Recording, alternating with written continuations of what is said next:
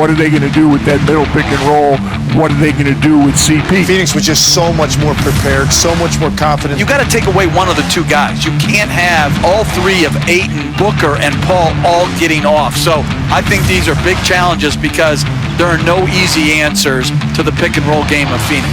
This is how we do it. Keyshawn, J. Will, Zubin, ESPN Radio. Presented by Progressive Insurance. Alan Hahn, Monica McNutt here. J. Will in Phoenix for the NBA Finals. And we are joined on the Goodyear Hotline by John Barry, ESPN Radio NBA analyst, former player as well, also in Phoenix. And they say it's a dry heat, right, John? Oh, yeah, sure is. Hey, first of all, congrats to Monica for the finals debut. Knocked it out of the park. Thank you. Congrats to Alan for the Knicks being somewhat relevant. And congratulations to Jay Williams for getting up. But was he on hour one? Was he on hour one? I was not on hour one. If I wasn't playing golf, you guys would not have me here, by the way.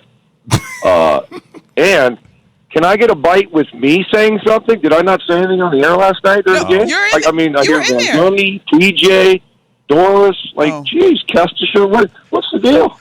No love, JB. I listened to Where are you playing, JB? First off, where are you playing? You can't say you're I'm going play out golf.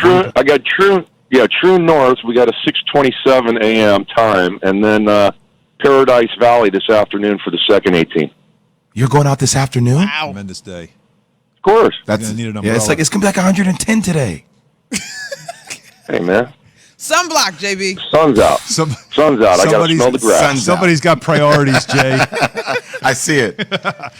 But still, and yeah. By the way, why haven't we heard JB in any of these calls? We gotta have to work on that. We haven't. Talk to our producers. But Monica again with the debut on the pre and post. So again, great job by you. Thank you. And also by Chris Paul. John, are we looking at a Suns team like our irrational takes after game one? Right, we always do this. We overreact on everything. It's like week one of the NFL. All right, we predict a team going into the playoffs. I'm looking at game one, and I'm looking at the way the Suns were able to play their preparation and also what the Bucks didn't do defensively against them. And I'm looking at it and thinking to myself, the Suns have got this series because I just don't see how the Bucks can adjust enough and whether or not Giannis can do enough to overcome what Chris Paul and the Suns were able to do in game one. Agree or disagree?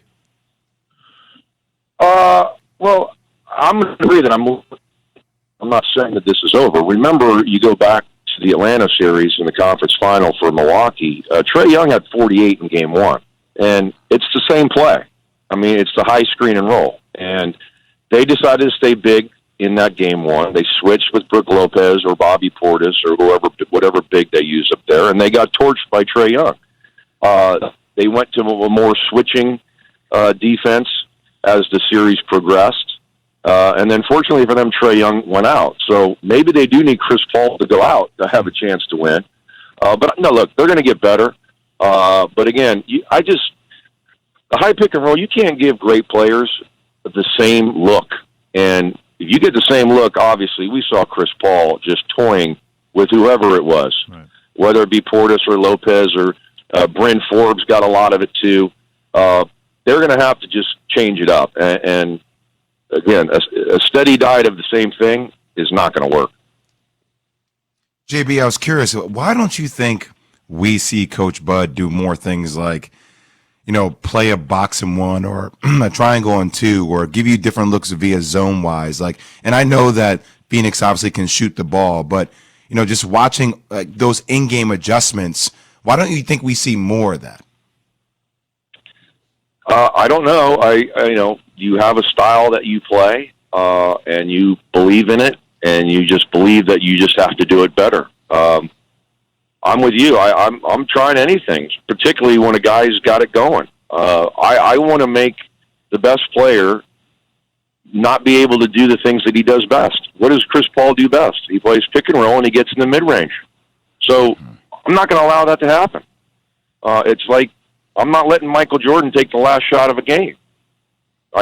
Steve Kerr buried one, John Paxson buried one, but I'm going to take my chances with that. Aren't my odds better by doing that? So I'm going to make Jay Crowder, who didn't make a shot last night, make some shots. when it's down the stretch. I'm going to get it out of the hands of Booker. I'm going to get it out of the hands of Paul and make them do their second or third option. That's what the playoffs is all about. Do not let a team get to their first option. All right, JB, so let's say that the Bucks devise a scheme defensively that allows them to slow the pick and roll but not necessarily contain. What do they need to do offensively? Because I was kind of struck by the fact that they didn't really look to get out in transition either. Yeah, well, the Bucks, I don't think play very intelligently on the offensive end at times. That's a really nice way of saying it, JB. Pardon me? That's a really nice way of saying it. Yeah, well, I mean, look, they had games against Atlanta where they lived in the paint. They had 28 points in the first quarter of a game in the Eastern Conference Finals in the paint. I think last night they had 28 at half. Things start working for them, and then they get away from it. And, you know, the more as I've watched them doing the whole Eastern Conference Finals and then here, they don't have a Chris Paul, right? They don't have a point guard that's an extension of their staff to get their team into all the things that they need to do that are successful. And that's no fault of any player on the Bucks. Drew Holiday is not a point guard. Drew Holiday is a combo guard. He's a basketball player, and he's damn good at everything he does. But they don't have somebody that can get this team into the sets and get them where they need to be, like a Chris Paul. And I did Philadelphia, Atlanta as well. They don't have it either. Ben Simmons, to me, is not truly a point guard. So having a Chris Paul or a John Stockton or a Magic Johnson or any of these great point guards is invaluable, that a coach doesn't have to call all the plays. And look, Bud wants to give them freedom. He wants to give Middleton freedom to play one-on-one, Giannis and Drew. But one-on-one basketball in the playoffs doesn't always work. I don't want to glaze over the fact that Giannis played, right? Because it is pretty remarkable that he can go for 20 and 17 a week after even he admitted he wasn't sure if he was going to play for a year after that knee injury. You know, you obviously played and you understand exactly how this stuff works. How surprised were you that he played and how effective he was? I'm stunned he played. I apologized on the air last night to Golick and Shanae because I said it was all fluff that they put him at questionable. Because I said there's no way he's playing. He looked good, and it's a great positive sign for the Milwaukee Bucks that I think his lack of aggressiveness was basically because he was tired. I don't think it had anything to do with the knee. And he said that after the game. The knee felt great. His rhythm was off, his timing. And you know when you don't play for a week of NBA basketball, riding a bike is not going to have you in shape. He was tired. He was bending over a lot. So he's just going to get better and better as long as nothing happens to the knee. It's a great sign. He was great on the boards. I thought he had great moments. And for Milwaukee, it's a tremendous sign because he's going to be back to Giannis, hopefully for them, here in the next couple of ball games. It just shows you too, like, if, you know, athletes versus regular people. The rest of us would still have crutches wrapped up, probably need a week off from work where we sit for a living. He's back in an NBA game a week later after an injury like that. Pretty remarkable stuff. JB, hit him straight, as they say. Enjoy the heat. I like to curve it, but thank you.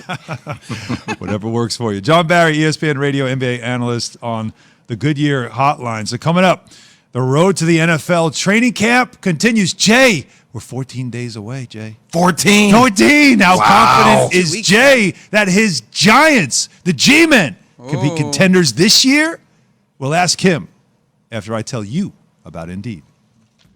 The reasons to find your next hire with Indeed are starting to add up. Look at the numbers. Instant Match searches millions of resumes in Indeed's database.